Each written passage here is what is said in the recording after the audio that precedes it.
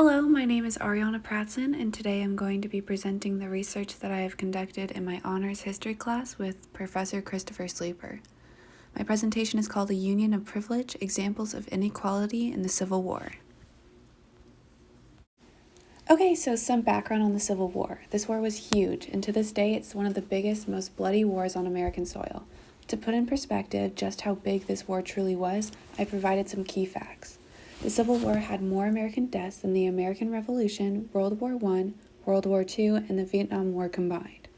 About 625,000 men died in the Civil War, and this was about 2% of their population at that time.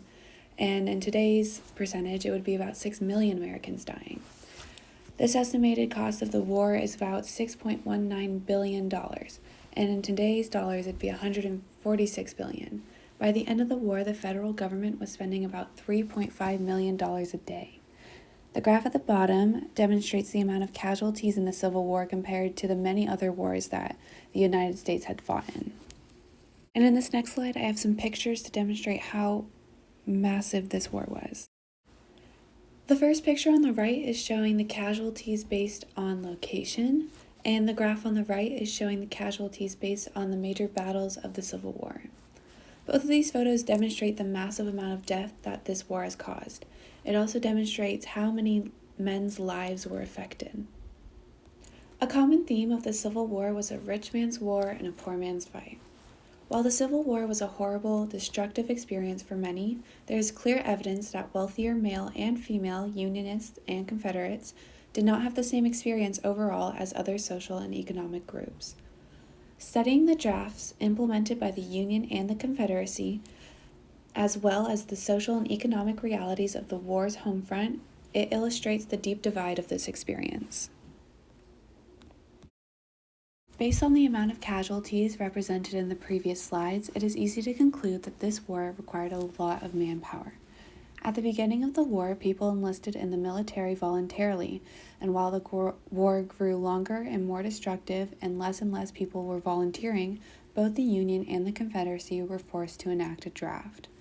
The North enacted the Civil War Draft of 1863, also known as the Enrollment Act.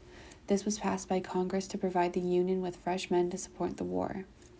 In 1862, Abraham Lincoln passed the Emancipation Proclamation, which allowed for African Americans to enlist in the Army.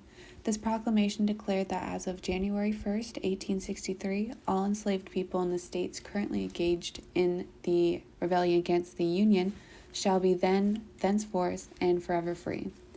After the Emancipation Proclamation was passed, African Americans made up less than 1% of the North's population, but were 10% of the Union's army.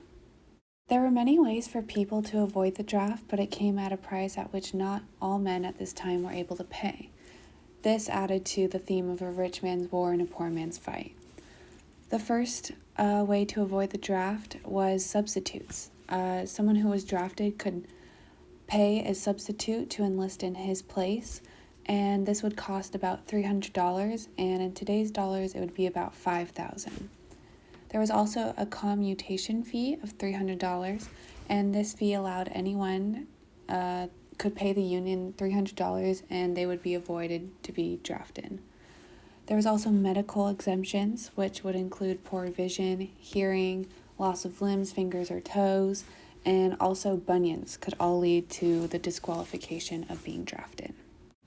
As opposed to the Enrollment Act, the Confederacy enacted the Conscription Act, and this forced all men between the ages of 18 and 45 to be deemed eligible to be drafted into the Civil War. While there was ways to avoid the draft in the North, there was also ways to avoid the draft in the South. The South had passed the 20 Slave Act in October of 1862, which was the beginning of African Americans serving in the war. It was voluntarily, but it was still the beginning of African American lives being integrated into the war. This was where a man who was drafted into the war could send 20 slaves in place of him in order to avoid being the one who was actually fighting in the war. In December of 1863, a rich drafted man could hire a substitute to take his place in the ranks.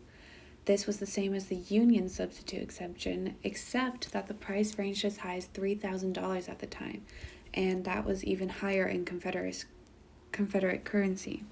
The picture on the left is a poster about being against the Conscription Act, and the picture on the right is a paper signed by the Confederate of the United States passing the 20 Slave Act. Wealthy people of this time were getting wealthier while the poor were getting poorer and dying on the battlefield. In 1843, there were only 20 millionaires in the entire United States, but by 1863, New York City alone had more than 100. Smart, wealthy people were able to capitalize on the goods that the government needed in order to support the entirety of the Civil War. People of wealth were able to not worry about supporting their families or being drafted, and instead were able to take a step back and look at how they could profit off the war. Two examples of who was able to profit off of the war was J.P. Morgan and Samuel Francis DuPont. Morgan, who is the picture on the right side of the screen, he bought old weapons from the Mexican-American War at a very low price, reassembled them, and then when the government needed more artillery to support the Civil War, Morgan resold these weapons back to them at a much higher price. Samuel Francis DuPont is the photo of the man on the left side of the screen, and the gunpowder is the keg, that picture. And DuPont provided over half of the Union's gunpowder, and he did so by selling the government gunpowder at a much higher price. This allowed him to make much more money than he was spending. The New York draft riots were in response to the draft laws passed by Congress, resulting in the drafting of most of the working class. After the draft had been enacted, the working class of New York became very frustrated with the disproportionate amount of poor men fighting in the war. Many white working class, a lot of Irish immigrants, started by protesting, and it led to violent riots.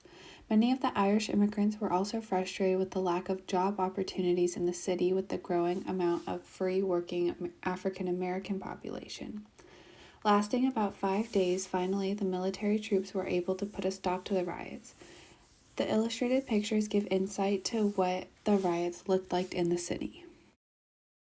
Men that were unable to pay the expensive fees to avoid being drafted into the war had to leave their wives, homes, and families behind to serve.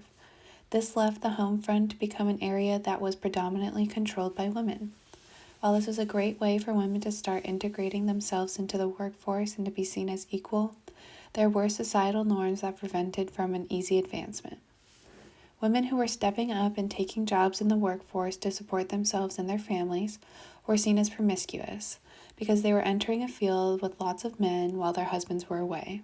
Instead of being praised by their efforts, some were torn down. Women also found ways to aid the war with becoming either nurses or spies. For example, Rebecca Usher became a nurse, and she traveled from Portland to Philadelphia to help wounded soldiers in a hospital, and she wrote in a letter to her sister that she had found her native element. This is demonstrated by the letter on the right side of the screen. Wealthy women of the war aided in the war in ways that they knew how. It wasn't physical, but it was still helpful. The wealthy women of the Confederacy were called the Ladies' Aiken Relief Association, and the wealthy women of the Union were called the Women's Central Relief Association. These associations staged benefits to raise money for troops. They made aid societies to help send food and clothing. They set up rest stops for those men in transit. They sent medicine, and they also established hospital associations to help the wounded soldiers. Finally, we're going to take a look at how the military gains most of their manpower today.